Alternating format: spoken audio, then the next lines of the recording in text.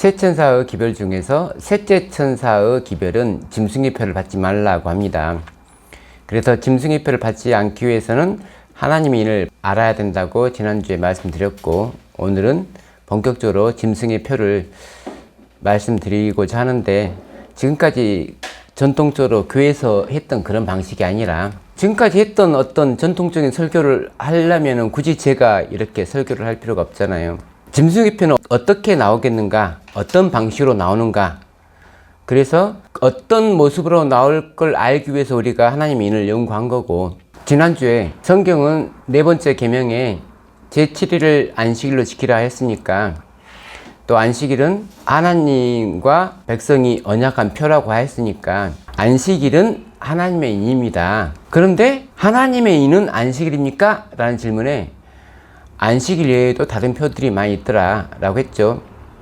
그러면은 첫째 날을 지키는 것은 짐승의 표입니다. 다니엘서에 등장한 짐승이 하나님의 계명에 반하는 첫째 날을 강요했기 때문에 일요일을 거룩하게 지키는 것은 짐승의 표인데, 짐승의 표는 일요일입니까? 라는 질문에 네라고 대답하면 안 된다는 거죠. 왜냐하면 일요일뿐만 아니라 짐승의 표는 여러 가지로 있기 때문에 그래요. 마치 하나님의 인을 여러 군면으로 설명할 수 있듯이 짐승의 표도 여러 군면으로 설명할 수 있는데, 제일 위험한 게 짐승의 표를 일요일로만 생각하면 자기가 생각하지 못했던 문제들에 대해서는 저항을 할 수가 없고, 본인이 짐승의 표를 받았음에도 불구하고 예수님 오시는 날까지 짐승의 표를 받은 줄도 모른다는 거죠.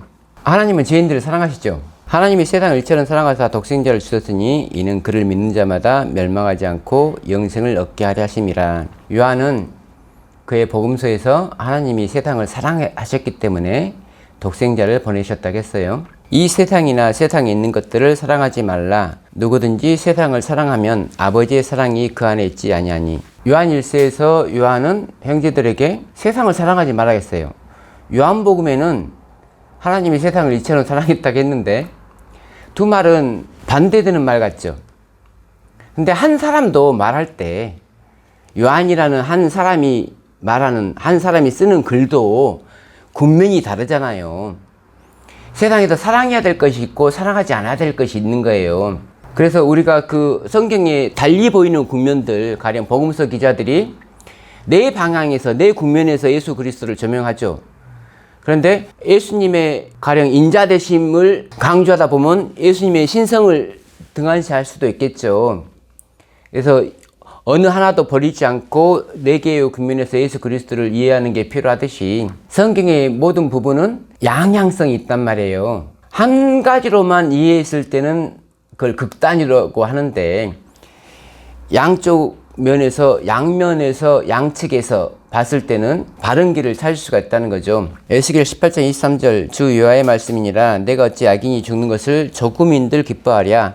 그가 돌이켜 그 길에서 떠나 사는 것을 어찌 기뻐하지 아니하겠느냐. 사람들은 하늘에서 루스벨이 타락했을 때 바로 죽였으면 죄가 영원히 끝나지 않았겠느냐 라는 생각을 하죠. 또 사실 아담과 하의 자손들이 다 죄인으로 태어났잖아요. 그래서 죄로 인해서 전멸당하잖아요. 노아 때. 죄인을 다 없애면 이 세상에 죄가 사라지는가? 죄인이 다 죽으면 이 세상에서 죄가 사라지는가?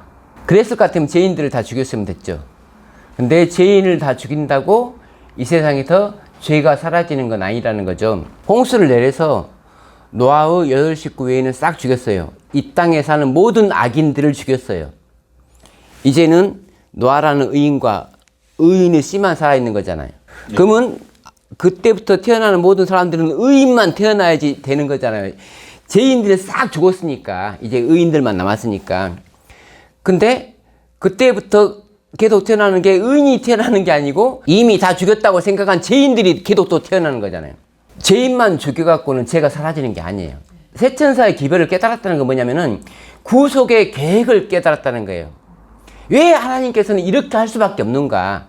왜 죄인들을 위해서 이렇게 할 수밖에 없는가를 깨달았다는 거예요. 근데 그 죄인들이 늘어났는데 그 죄인들이 그냥 각자가 죄를 지으면 그나마 괜찮은데 죄인끼리 연대를 해요. 죄인끼리 하나로 뭉쳐 범죄 집단을 만들어. 그래서 뭘 했죠? 지금 창세기 7장에서 홍수로 싹 쓸어버렸어요. 그런데 홍수 후에 의인에게서 태어난 사람들이 다시 악인이 돼서 악인들이 뭉쳐서 창세기 11장에서 바벨탑을 쌓는 거예요. 그래서 그들을 흩트리면서 하나님은 창세기 12장에서 아브라함을 부르죠. 아브라함을 통해서 의로운 백성을 만들려고 하는 거예요. 그래서 아브라함을 통해서 400년 동안 아브라함의 자손들이 커졌어요. 커져서 어디에 살고 있냐면 이집트 땅에, 애굽 땅에 살고 있습니다. 애굽 땅에서 있을 때 하나님이 모세를 보내면서 내 백성 이스라엘을 불러내라. 애굽에서 죄된 세상 애굽에서 불러내라. 아브라함을 선택한 건 아브라함 한 사람 구원하려고 하는 게 아니고 믿음으로 하나 된 민족을 구원하기 위해서 아브라함을 선택했단 말이에요. 그런데 그들이 지금 죄된 세상 애굽에 있죠. 그래서 하나님께서 이적과 기사를 베풀어서 애굽에서 꺼내놨죠. 죄된 세상에서 분리시켜 놨잖아요. 그러면 우리가 이 세상은 죄된 세상이에요. 죄된 세상에서 떠나서 하늘에 가 있으면 죄를 안 짓느냐? 성경에 보니까 죄된 애굽에서 꺼내놨는데 또 죄를 져. 광야에서 죄를 짓더라고. 환경은 하늘과 다릅니다. 근데 환경이 다르다고 죄를 안 질까요? 사탄은 하늘이 환경이 안 좋아서 죄를 졌나요? 자, 근데 개개인이 불평, 불만을 가지고 있는 것까지는 이해하는데 이들끼리 또 연합해, 죄인끼리. 가데스 바네아에서 반역은 죄인끼리 연합을 해서 반역한 거예요. 연합을 하다 보니까 이 연합 세력이 크니까 소수의 의인들을 돌로 쳐서 죽이려고 한 거잖아요. 그래서 셋째사 기별의 핵심은 뭐냐면은 죄인을 없애는 게 목적이 아니고 죄를 없애는 거예요. 셋째사 기별을 못 깨달으면 죄가 뭔지를 몰라요. 그러면 죄가 뭔지를 모르기 때문에 죄에 대한 아무런 대책도 세우고 있지 않다고요. 에녹이 하나님과 동행하더니 하나님이 그를 데리어 가심으로 세상에 있지 아니하였더라. 가끔 하나님께서는 이렇게 살아있는 사람들을 바로바로 데려가시기도 합니다. 왜 데려가실까요? 죄된 세상에 오래 있으면은 죄에 물들 위험이 있기 때문에 그래요. 어떠한 의인도 천년만년 살다 보면 죄에 물들겠고 이미 죄가 시작됐기 때문에 그래요. 그래서 속히 우리를 데려가셔야 돼요. 내가 비옵는 것은 그들을 세상에서 데려가시기를 위함이 아니요 다만 악에 빠지지 않게 보존하시기를 위함이니이다. 근데 우리를 지금 하늘에 못 데려가는 이유는 하늘에 데려다 놔도 환경이 바뀌었다 해서 그 사람의 마음에 있는 죄성이 사라지는 게 아니기 때문에 그래요. 이 죄의 문제를 해결해야 된다는 거죠. 근데 이 죄의 문제는 내가 열심히 선을 행한다고 죄의 문제가 해결되는 게 아니고 하나님의 계획표 안에서 이루어져야 되는 거예요. 한 사람이 있는데 회개하고 의인이 됐어요. 근데 그 사람이 시간이 지나면서 다시 죄를 지을 수 있죠. 내가 내 마음속에 사라졌을 거라고 생각했던 죄성이 다시 막 한 번 의인은 영원한 의인인 것 같지만 우리는 죄가 이 세상에서 멸절될 때까지는 장담할 수 없는 사람이라는 거죠. 언제든지 우리는 다시 그 죄성이 드러나서 다시 죄된 생활을 할 수 있는, 죄된 생각을 할 수 있는 사람들이다. 지금 말했듯이 하나님께서는 어떤 의로운 집단을 선택해서 당신의 백성으로 삼았는데 시간이 지나면 또 타락하고 또 타락하더라. 이 말은 뭐냐면은 어떤 교회도 어떤 택한 단체도 죄에서 자유로울 수 있는 교회는 없다는 거예요. 이 사실을 망각하면 성화를 못 깨닫는 거예요. 죄가 왜 없어져야 되는가를 못 깨닫는 거예요. 칭의에서 말하고 있는 죄를 깨닫지 못한 사람은 칭의를 얻지 못하듯이 성화에서 말하고 있는 죄를 깨닫지 못하는 교회는 결코 거룩해질 수가 없는 거예요. 계속 첫째 천사가 예수 그리스도를 왕으로 말하죠. 근데 예수 그리스도는 언제부터 왕이었습니까? 원래 왕이에요. 예수 그리스도는 창조 때부터 왕이에요. 그 왕권을 아담한테 물려줬죠. 근데 아담이 사탄한테 졌잖아요. 그래서 사탄은 이 세상의 임금이 됐죠. 이제 이 세상에 대한 심판이 이르렀으니 이 세상의 임금이 쫓겨나리라. 이후에는 내가 너희와 말을 많이 하지 아니하리니 이 세상의 임금이 오겠음이라. 그러나 그는 내게 관계할 것이 없으니 심판에 대하여라 함은 이 세상 임금이 심판을 받았음이라. 그래서 사탄이 이 세상의 임금이 된 거예요. 태천사 기별은 구속의 계획인데 구속의 계획 중에서도 성소 진리를 갖추고 있단 말이에요. 성소가 있다는 것은 성소 안에 자정하신 왕이 있다는 거고 성소에 용서 받으러 오는 백성이 있다는 거고 그 보호자 밑에 있는 율법이 있다는 거예요. 이게 첫째와 둘째와 셋째 천사 기별이란 말이에요. 하나님이니 왕 대신 예수 그리스도, 그 다음에 그의 백성들, 그 다음에 율법인데, 짐승의 표는 이 세 가지를 다 반대로 해야겠잖아요. 그때에는 이스라엘에 왕이 없었으므로 사람마다 자기 소견에 옳은 대로 행하였더라. 사사기는 사람들이 왜 이렇게 자기 마음대로 살까, 자기 마음대로 행동할까, 자기 마음대로 믿을까, 왜 우리가 보기에는 옳지 않은 것을 옳다고 생각할까? 왕이 없어서. 그럼 이 사사기 시대 때는 왕이 없었나요?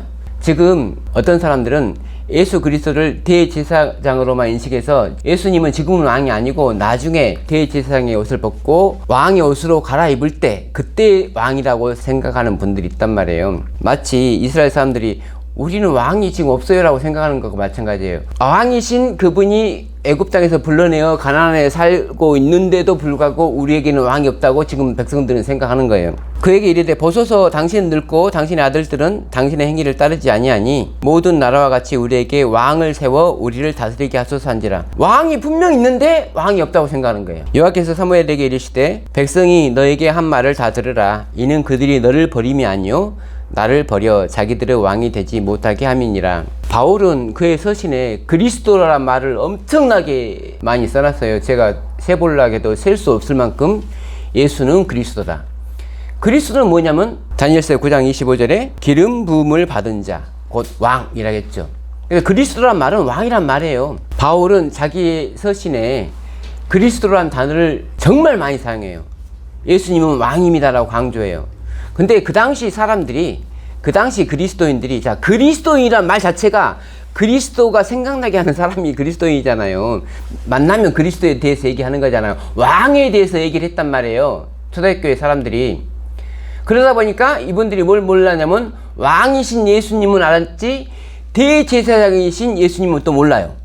그래서 히브리서 기자가 히브리서를 써서 왕이시기도 하지만 대제사장이기도 합니다 라고 한 거예요. 지금 반대죠. 대제사장인지만 알지 왕인지는 전혀 모르잖아요. 예, 스스로 성경을 연구 안 해서 그래요. 이스라엘 백성들이 사무엘 시대 때 자기들의 왕인 하나님이 있음에도 불구하고 자기들은 왕이 없다고 생각한 것처럼 이 마지막 시대에 전에도 왕이셨고 시방도 왕이시고 앞으로 오실 왕인 예수 그리스도가 지금은 왕인지를 모른다고 백성들이 첫째 천사 기별도 이해를 못해요. 둘째 천사 기별도 당연히 그러면 이해를 못하겠죠. 그러면 셋째 천사 기별도 이해 못하겠죠. 하나님의 인을 오직 안식일로만 아는 분들이기 때문에 짐승의 표는 오직 일요일인지만 아는 거예요. 사탄의 계획은 첫째 천사 기별을 못 깨닫게 하는 거예요. 예수님이 왕이심을 못 깨닫게 하는 거라고요. 왕이심을 못 깨닫게 하려면 어떻게 하겠어요? 예수님은 왕이 아니야, 예수님은 왕이 아니야 라고 하는 거는 비효율적인 방법이죠. 예수님은 대제사장이셔를 강조해야 돼. 그렇게 강조를 해놓으면 대제사장인 줄만 알게끔 돼 있어요. 사람 머리는 단순해. 자기가 성경을 직접 연구하지 않고서는 무조건 거기에 따라가게끔 돼 있다고요. 지금까지 사탄이가 한 일을 좀 우리가 다시 한번 생각을 해보게요. 그가 장차 지극히 높으신 이를 말로 대적하며 또 지극히 높으신 이의 성도를 괴롭게 할 것이며 왕을 공격하죠. 곧 첫째 천사 기별을 공격하는 거예요. 백성을 공격하죠. 곧 둘째 천사 기별을 공격하는 거예요. 사탄은 처음부터 끝까지 그렇게 해왔다고요. 세 천사 기별이 이 마지막 때 생긴 기별이 아니고 창세 때부터 지금까지 계속 유지되는 기별이라고요. 계시록 12장에서 미가엘과 용이 싸우잖아요. 태초부터 시작된 싸움이라고요. 장소와 시간만 바뀔 뿐이지 계속 반복되는 싸움이라고요. 예수님이 왕이냐? 사탄이 왕이냐? 다니엘서 8장에도 역시 군대의 주제를 대적하며 그의 성소를 헐었으며 성소와 백성이 내준 바 되며 사탄의 공격 목표는 성소와 백성이에요. 성소 안에는 하나님이 계시고 율법이 있어요. 성소 때문에 백성이 생겨요. 그래서 사탄의 공격 목표는 태초로부터 지금까지 세천사 기별이에요. 구속의 계획을 잘못 이해하게끔 만드는 거예요. 누가? 교회가. 5가지 중에 하나만 잘못 믿으면 되는 거예요. 그러면 짐승의 표 성공하는 거예요. 우리는 5가지를 다 제대로 믿어야지 하나님의 인을 받는 거고, 사탄은 그 5가지 중 하나만 잘못 믿게 해도 짐승의 표를 성공하는 거라니까요. 막는 사람은 동문, 서문, 북문, 남문 다 막아야 돼, 성문을. 근데 공격하는 사람은 하나만 뚫으면 되는 거예요. 그러니까 누가 더 유리해요? 하나님이 이미 유리한 게 아니라 짐승의 표가 훨씬 더 유리해요. 근데 그걸 나가 안식일만 잘 지키면 안 받는다고 착각을 하는 거잖아요. 무조건 받아요. 하나님이 용서를 하시는데 누굴 용서하시냐면 죄인을 용서하세요. 근데 죄는 용서 안 해요. 그래서 용서는 사람에게 해야 되고 도말은 죄에 대해서 해야 되는 거예요. 죄는 도말해야 돼요. 그걸 설명하는 유일한 것이 성소라고요. 그래서 우리가 용서함을 받음에도 불구하고 이스라엘 백성이 출애굽할 수 있었던 것은 어린 양이 죽었기 때문에 출애굽했잖아요. 구원 받은 거죠. 구원 받았음에도 불구하고 가나안에 들어가지 못한 이유는 죄의 용서는 죄가 도말되기 전에는 불가능하다는 거예요. 용서받고 나오면서는 할렐루야 찬양을 했잖아요. 근데 좀 지나니까 용서를 언제 받았냐고 생각할 정도로 용서 안 받은 사람처럼 생각하잖아요. 우리 침례 받을 때는 엄청나게 용서받는 것처럼 좀 고상해지고 좀 그러잖아요. 며칠 지나면 똑같아지잖아요. 용서만 받아가지고는 해결되는 문제가 아니에요. 우리가 하늘에 가서 몇 년 동안은 기쁘겠죠. 몇백 년 동안은 기쁘겠죠. 몇천 년 동안은 기쁠 수가 있어요. 근데 죄가 도말 안 되면은 죄성이 몇억 년 후에도 다시 살아날 수 있다고요. 그래서 어린 양으로서 예수 그리스도는 왕으로서 예수 그리스도예요. 어린 양으로만 인식하고 왕으로서 인식 못하면 그것도 역시 복음을 잘못 이해하는 거죠. 극단적으로 이해를 하는 거죠. 15장 13절 14절입니다. 전령이 다윗에게 와서 말하되 이스라엘의 임심이 다 압살롬에게로 돌아갔나이다 한지라. 다윗이 예루살렘에 함께 있는 그의 모든 신하들에게 이르되 일어나 도망가자. 그렇지 않냐면 우리 중 한 사람도 압살롬에게서 피하지 못하리라. 빨리 가자. 두렵건대 그가 우리를 급히 따라와 우리를 해하고 칼날로 성읍을 칠까 하노라. 다윗 왕 때에 반란이 일어났어요. 이거는 하늘에서 사탄이 일으키는 반란하고 똑같겠죠. 똑같은 의미를 가지고 있는데 그 반란에서 압살롬 쪽 백성들이 훨씬 많았음에도 불구하고 다윗 쪽 백성들이 잘 싸워서 이겼는데 반란의 수괴인 압살롬을 요압이 죽이죠. 그리고 백성들은 흩어졌겠죠. 반란의 수괴가 죽었는데 그러니까 반란을 일으킨 장본인이 죽었으니까 이제 앞으로 다시는 반란이 없어야 되죠. 우리가 죄인을 죽였을 때는 다시는 죄가 없어야 되는데 반란을 수괴를 죽였으니까 다시는 반란이 일어나면 안 되잖아요. 사무엘하 20장입니다. 마치 거기에 불량배 하나가 있으니 그의 이름은 세바인데 베냐민 사람 비그리의 아들이었더라. 그가 나팔을 불며 이르되 우리는 다윗과 나눌 분깃이 없으며 이새의 아들에게서 받을 유산이 우리에게 없도다. 이스라엘아 각각 장막으로 돌아가라 하며 이에 온 이스라엘 사람들이 다윗 따르기를 그치고 올라가 비그리의 아들 세바를 따르나. 반란의 수괴를 한 명 죽었는데도 불구하고 백성들은 또 다른 반란이 일어나니까 참석하더라는 거죠. 참여하더라는 거죠. 분명히 더 이상의 반란이 안 일어나야 됨에도 불구하고 반란은 또 일어나죠. 그러니까 하나님이 사탄을 죽인다 해서 반란이 안 일어나는 게 아니라고요. 죄인을 죽인다 해서 의로운 세상이 되는 게 아니라고요. 죄 자체를 없애야 된다고요. 그럼 죄 자체를 없애려면 어떻게 해야 되는가? 그게 문제잖아요. 그걸 가르쳐 주는 게 구속의 계획이잖아요. 왜 개인의 죄를 용서하는 게 아니라 백성의 죄를 용서해야 되는가가 중요한 거잖아요. 그걸 제가 아무리 설명을 해도 본인들이 깨달아야 되는 거지 내가 어떻게 그걸 본인들한테 맞춰서 다 깨닫게 해주냐고요. 그 정도 뭐 말로 해서 깨달을 수 있다면 예수님이 진작에 다 깨닫게 해주셨어야지. 이거는 본인과 성령님과의 지속적인 교제로 지속적인 성경 연구를 통해서 계속 깨달아가는 거예요. 그렇기 때문에 이걸 어떤 교제를 통해서 약간의 힌트는 드릴 수 있지만 어떤 설교를 통해서도 100% 저는 할 수 없다고 생각을 해요. 자, 그래서 지금 압살롬 반역과 세바의 반역이 일어났는데 압살롬 반역과 세바의 반역의 어떤 우리가 영적으로 느껴야 될 근본적인 차이점이 뭘까를 한번 제가 성경을 좀 더 읽어 드릴 테니까 한번 생각해 보세요. 압살롬이 어떻게 죽으신지는 알죠? 예, 그 머리카락 걸려갖고 요압이 찔러서 죽였어요. 그래서 그 백성들이 다시 또 다른 반란의 수괴를 세워서 지금 다윗을 반항하는 거잖아요. 그 수괴가 세바고. 근데 요압군이 추격하니까 이제 한 성에 갇혔어요. 그 성읍에서 지혜로운 여인 한 사람이 외쳐 이르되 들을지어다 청하건대 너희는 요압에게 이르기를 이리로 가까이 오라. 내가 너에게 말하려 하노라 한다 하라. 요압이 그 여인에게 가까이 가니 여인이 이르되 당신이 요압이니까 하니 대답하되 그러하다 하니라. 여인이 그에게 이르되 여종의 말을 들으소서 하니 대답하되 내가 들으리라 하니라. 여인이 말하 이르되 옛사람들이 흔히 말하기를 아벨에게 가서 물을 것이라 하고 그 일을 끝내었나이다. 나는 이스라엘에 합평하고 충성된 자 중 하나이거늘 당신이 이스라엘 가운데 어머니 같은 성을 멸하고자 하시는도다.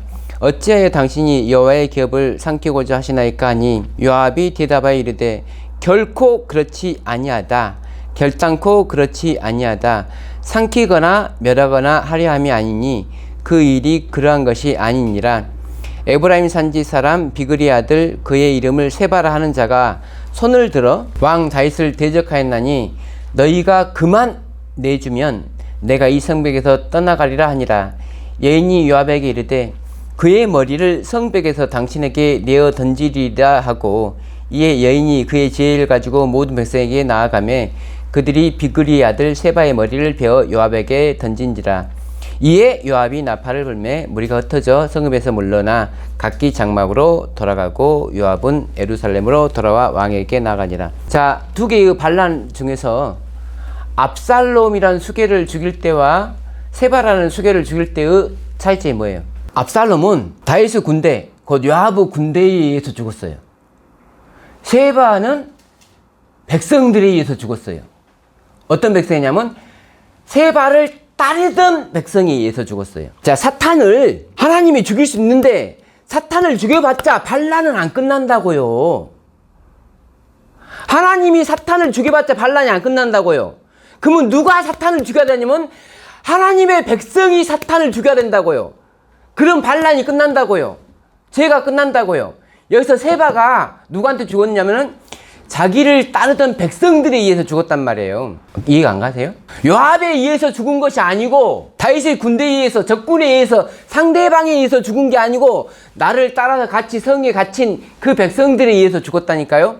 반란의 수계로 세워놓은 사람들이 반란의 수계를 죽였다고요. 그래서 백성들이 이 사람은 우리의 왕이 아닙니다, 사탄은 우리의 왕입니다를 보여줘야 되는 게 짐승의 표를 받지 않는 거라고요. 단지 일요일을 지키는 게 짐승의 표를 받는 거고 일요일을 안 지키는 게 짐승의 표를 받지 않는 게 아니고 사탄을 섬기지 않는다는 걸 증명하는 것이 짐승의 표를 받지 않는 거라고요. 우리에게는 사탄이 아닌 예수 그리스도가 왕입니다. 우리는 사탄의 백성이 아닌 예수 그리스도의 백성입니다. 우리는 사탄의 법이 아닌 예수 그리스도의 법을 지킵니다. 이게 짐승의 표와 맞서 싸울 수 있는 하나님인 짐승의 표를 받지 않을 수 있는 유일한 방법이라고요.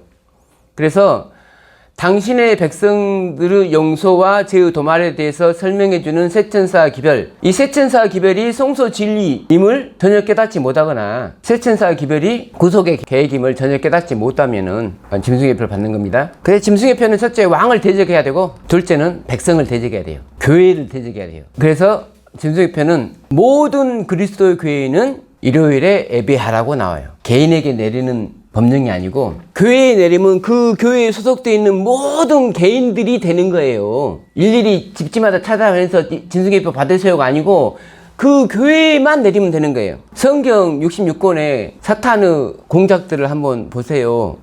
다 백성을 공격하고 성소를 공격하잖아요. 구원 못 받게 하려고 하는 거예요. 셋째는 율법을 대적하고, 이게 딱 삼위일체죠. 하나님과 백성과 율법. 근데 그걸만 끝나면 이걸 제대로 다 이해를 못하는 거고 칭의와 성화를 이해를 해야 되는 거죠. 내 개인의 죄를 용서받는 경험. 근데 여기서 사람들이 많이 실수하는 게 뭐냐면 내가 죄인이라는 사실을 망각하죠. 그러니까 죄를 모르기 때문에 죄를 안 짓고 있으면 내가 죄인이 아니라고 생각하는 거예요. 그건 제가 소도에서 말씀드렸듯이 죄인만 죽으면 이 세상은 우러지냐? 아니라는 걸 지금 계속 설명했잖아요. 죄 자체가 없어져야 되는데 내 속에 있는 죄 자체는 죄가 도말되는 성소 사업이, 구속의 사업이 끝났을 때 되는 거예요. 그 끝내기 위해서 우리가 지금 노력하는 거예요. 한 백성으로서 모이는 것은 뭐냐면 한 백성의 죄를 용서받기 위함인데 먼저는 죄의 본질에 대한 오해를 우리가 풀어야 되는데 죄를 도말하기 위해서 하나님이 구속의 계획을 세우고 있는데 그 구속의 계획을 세우기 위해서는 백성이 해야 될 일이 있다는 거예요. 하나님이 우리 왕이시고 우리는 하나님의 백성이시고 우리는 하나님의 율법을 지켜야 된다. 는 것 외에 또 하나의 필요한 게 있어요. 구속 사업을 이루기 위해서 우리에게 필요한 것, 백성들의 찬성이 필요해요. 세바가 죽을 때 백성들이 찬성해서 죽었잖아요. 사탄이 처음에 하늘에서 반역했을 때 따르던 천사들의 찬성에 의해서 살아간 거잖아요, 다들. 그래서 예수님께서 왕으로 오신 이유는 백성들의 찬성을 받기 위해서 오셨어요. 근데 이 왕이 한번 죽어야 되죠. 왜냐하면 이 양은 재물이기도 하니까. 죄에 대해서, 죄를 없애는 첫 번째 방법은 이 모든 거에 대한 첫 번째 책임을 하나님이 지고 죽는 건데, 하나님은 죽을 수가 없잖아요. 그렇기 때문에 죽을 수 있는 인간이 돼서 태어난 거예요. 그래서 우리의 형제가 되셨고, 형제 중에 왕으로서 백성의 동의를 받기 전에 백성들의 배척을 받고 죽어야 되는 거잖아요. 그러고 나서 두 번째는 처음 백성들한테는 배반당했고 죽음을 당했는데 두 번째 백성들에게는 인정받고 찬성을 받아야 된다고요. 우리는 예수님이 우리 왕이기를 원합니다. 라는 인정을 받아야 된다고요. 그래서 그럴 때 전능하신 하나님께서 죄를 도말하시고 있어요. 그래서 우리가 지금 노력하는 거 뭐냐면 하나님을 찬성하기 위해서 노력하는 거잖아요. 왜 진리를 깨달아야 되냐? 하나님의 계획을 알아야지 우리가 왜 찬성하죠. 감사합니다.